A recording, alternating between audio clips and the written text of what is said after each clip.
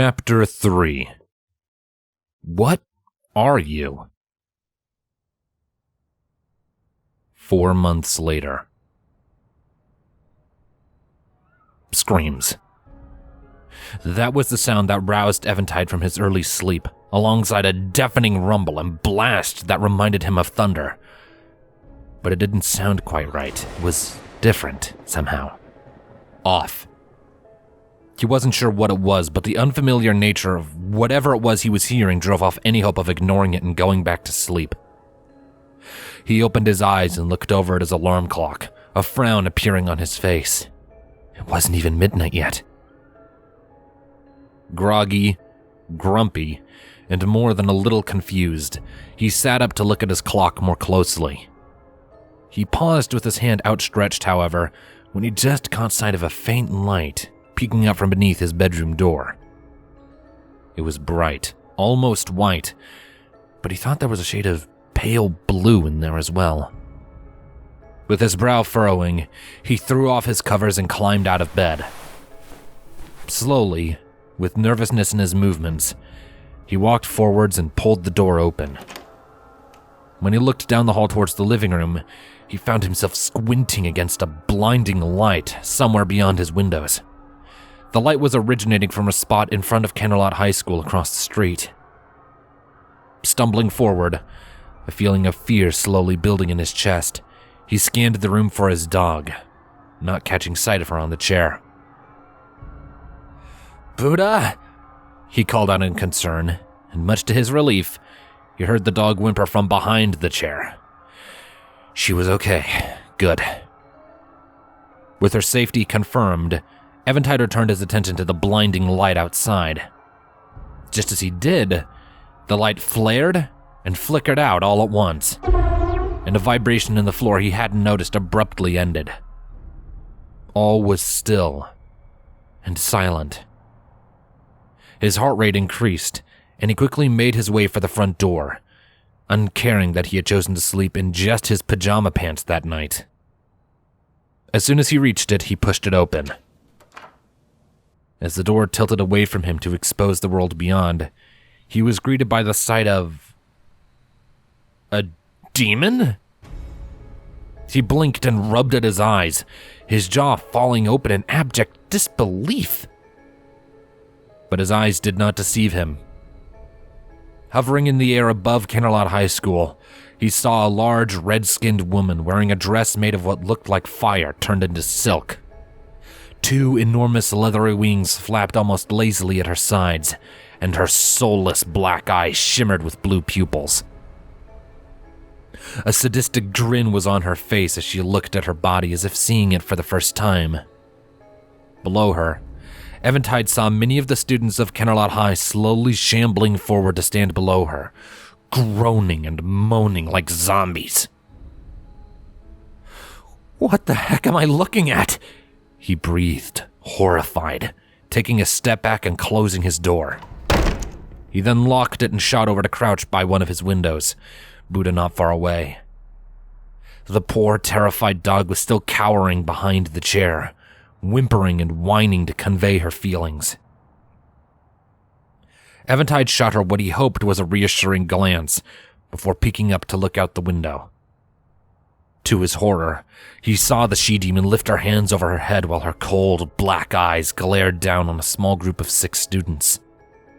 The bloodthirsty, murderous smile on her face grew wider and sent a chill down Eventide's face as soon as he looked at it. Her lips were moving while her hands came together above her head, and a colossal ball of fire formed between her fingers. She then hurled the fireball down at the students, who quickly huddled together to shield each other. Eventide's eyes widened with shock when he saw Fluttershy in that group. He cried out her name before ducking under the window again, his hand flying up to clasp itself over his mouth as the sound of a loud, fiery explosion reached his ears. Everything shook, and several objects fell off their places on counters and tables from the force. He felt his blood run cold, and his heart sank deep into the pit of his stomach. Buddha, seeing his distress, managed to work up the courage to slink out of her hiding place to press up against him, offering whatever comfort she could. Several seconds of silence came and went outside, and Eventide found himself as of yet unwilling to look at the scene again. He didn't want to see Fluttershy's charred body, and he didn't want to reveal himself to the monster lurking just outside. Buddha pressed closer to him, and his free hand wrapped around her on instinct.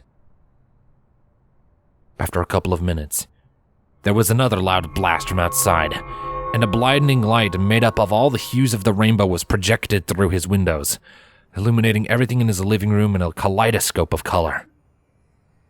Several seconds persisted before that light, too, faded away, and there was more silence. This time, it was even more deafening than before.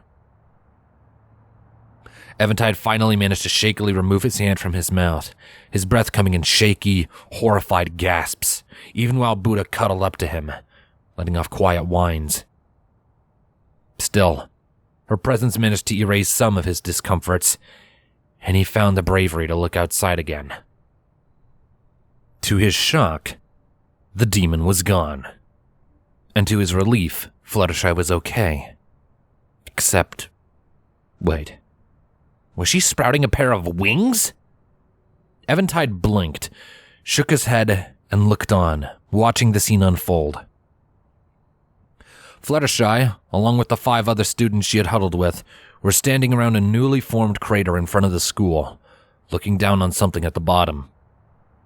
He blinked again and let out a heavy sigh of relief, letting himself slump down until his back was resting against the wall, Buddha once again cuddling up to him. He took a second to recount everything that had just happened in his head.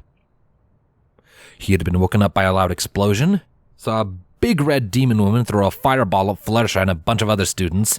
They all survived the blast, somehow, and now several of them were sprouting weird wings and new ears. Then he let out a quiet chuckle, reaching over and giving Buddha a few gentle pets behind the ears. I get it, he muttered, giving a slow shake of his head. This is a dream, isn't it?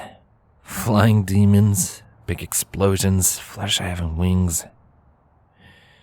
Yeah. I think I'm gonna go back to sleep, okay, buddy? Buddha reacted by craning her neck to shove her snout into his hand, where she began to give him several licks. She definitely seemed to be relieved, as whatever danger there had been was past. And so, with his dog pressing up to him, the adrenaline fading from his system, and his brief moment of emotional turmoil having tired him out, Eventide managed to fall back into a dreamless sleep right there against the wall. But while those two got in their rest, somewhere just below them, a certain object that had been forgotten moved. The tiny being within sensed their mutual feelings, and with a surge of energy right across the street, it began to wake up. The egg rocked side to side, just a little bit, the tiny creature within stirring to life.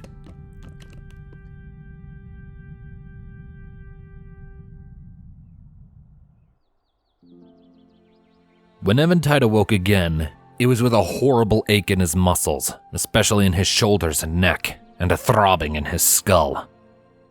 He groaned quietly in discomfort before his eyes fluttered open, revealing that he was still sleeping next to his window with Buddha resting against him.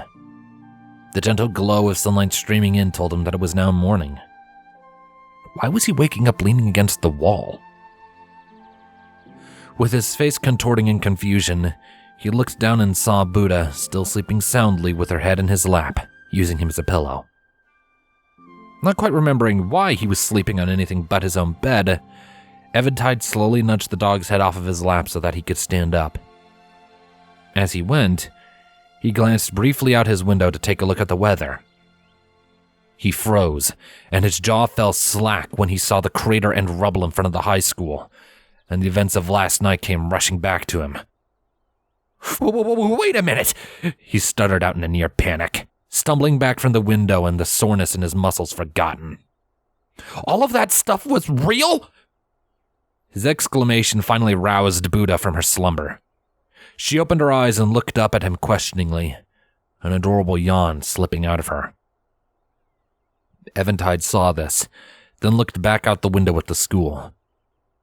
Now that he was really looking, he could see that the front doors were missing too, looking as if they and their frames had been unceremoniously ripped away and hurled off to one side. In fact, now that he was looking, he was pretty sure that that pile of rubble over there was what was left of the main entrance. For a moment, Eventide just looked on at the destruction, unable to comprehend what he was looking at. Then he remembered. Fluttershy. Fluttershy had been there. And she seemed to have been pretty involved, too, if what he was remembering was anything to go off of. Between being one of the 6 at the edge of that weird crater, being a direct target of the she-demon, and growing wings. With all of that in mind, Eventide turned and quickly made his way for the dining table, where he had left his phone overnight. Sadly, when he went to turn it on, he found it was unresponsive. He pushed the buttons a few more times before a small picture appeared on the screen, telling him what was wrong. Out of charge. Typical. Grumbling impatiently to himself, he walked back to his bedroom, where he kept his charger. Buddha followed closely behind him, nervously sniffing at his ankles and letting out worried whines as they went. She clearly sensed his confusion and was making sure he knew that she was there to make him feel better. All of their momentum stopped just outside of his room, however, when a sound reached their ears. Eventide froze, his hand mere inches from the door. Buddha also locked up, her hanging ears perking up just a little bit. The two were utterly still for a short time, waiting to see if the sound would come again. And it did after a few seconds, clearer this time. It was a scratching sound, like someone was dragging a few rake tips across a wooden plank. It was enough to send a disgusting tingle down Eventide's spine, making him cringe and shudder. When it came again, he followed the sound and discovered that it was coming from the other side of the basement door. With a new feeling of trepidation building in his chest, Eventide began to slowly creep towards the door, listening to the sounds as he went. Buddha followed closely, her shoulders hunched and her pupils dilated. She growled low in her throat, glancing up at Eventide as if expecting him to shush her. When he did not, she growled a little louder. There was another scratching sound right on the door that made Eventide flinch back, his hand having been just about to grab the handle. Buddha let out a bark at that moment, and the scratching stopped for a second. Eventide hesitated, eyeing the handle like it would burn him. Just a quick look, he told himself. Whatever it is, get a quick look, then close the door and call an animal expert or something. With that plan firmly cemented in his head, he took a few deep breaths, glanced down at Buddha, and then opened the door. As soon as he did, he saw 2 glowing blue eyes looking back up at him from the floor. Those eyes belonged to a small grub-like creature, covered in a white exoskeleton that was peppered with dark spots. Its face, however, was black and slimy. A pair of sharp, pointy fangs could be seen sticking down from its upper lip. Between and above its relatively enormous eyes was a small stump that came up to a fine point. Looking at it, Eventide was sure he could hold the tiny thing in the palm of his hand. Not that that was his first reaction to the creature, of course. His first reaction was to let out a very high-pitched and undignified squeal while flailing backward to the floor as it hissed at him. Buddha, having not expected his shout, let out a few alarmed barks of her own while glaring and growling and warning at the horned grub. It, in turn, backed away from her, a long and forked red tongue slipping out from between its lips as it hissed. It soon seemed to come to the conclusion that it would not win against her, though. It turned and scurried as fast as it could back down the steps, leaving Eventide and Buddha all alone. The latter, however, was not one to wait for the intruder to come back. She barked and gave chase, following the slimy creature back down into the basement. This was what finally broke Eventide out of his stunned trance. He shook his head and staggered back to his feet before running to the door and gazing down the stairs. "Buddha! You stupid dog, get back here!" he called angrily, though his words fell on deaf ears. He could still hear Buddha barking below, and that creature hissing at her. Cursing, he began to carefully make his way down the stairs, not exactly wanting to follow a creature with glowing eyes that he had never seen before. But his dog had followed it, and he had to take care of her. He had promised Fluttershy that he would when he adopted her, after all. The joys of being a pet owner. As soon as he got to the bottom of the stairs, he yanked on the pole chain, and the orange light flickered into existence. He saw that Buddha had forced the creature into a corner, where it had stopped hissing at her and was now trying to look as small as possible by curling up into a ball. She kept on growling and snarling at it for several seconds. Then it twitched, just slightly, and her angered barks died in her throat. Eventide watched with slowly growing confusion as, instead of tearing into it like he had expected her to, she instead slowly began to edge towards it, sniffing at it. She was being so gentle. But she was way too close. "Buddha, get away from it!" Eventide shouted loudly before sprinting forward to place his hands on Buddha's hips and drag her back. She growled low in her throat to protest his interference, but otherwise did little to resist or fight back. As soon as she was by the stairs, Eventide risked looking away from her to study the bug in his basement. Just one of its enormous blue eyes was looking back at him from behind its curled body, glistening in the dim orange light. The look it had. It was enough to give him pause. It was terrified. He could just tell. What was that sound? The little thing twitched again, the movement coinciding with a high-pitched two-toned whimper. What was more, its eyes were getting shinier. It started trembling, and that whimper evolved into a long, pitiful wail. This thing, it was crying.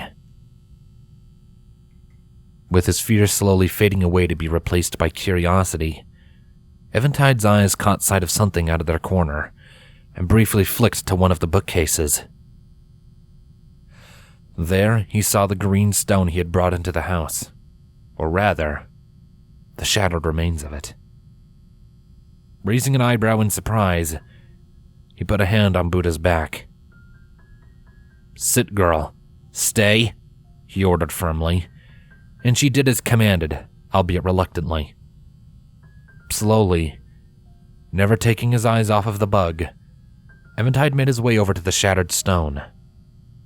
The bug did not move, its gaze bouncing between him and Buddha in absolute terror. Once he reached the bookcase, he took his eyes off of the quivering creature to study the stone. Not only had the thing been hollow, it had been shattered from the inside. There was some residual green slime pooled beneath it, long since dried. There was also a trail of that slime descending down the side of the case. Had this thing climbed down from the shelf? Now, to be fair, that wouldn't be the weirdest thing Eventide had seen in the last 12 hours. Nevertheless, a realization dawned on him as he looked it over. He reached a hand out to the shell, tracing the edge with a finger. It was an egg, he mumbled under his breath, bringing his other hand up to his chin. But he turned to look at it, and he felt a little more of his fear bleed away when he saw it curl up even tighter, another miserable wail slipping out of it. In place of his fear, another emotion was quickly building. sympathy.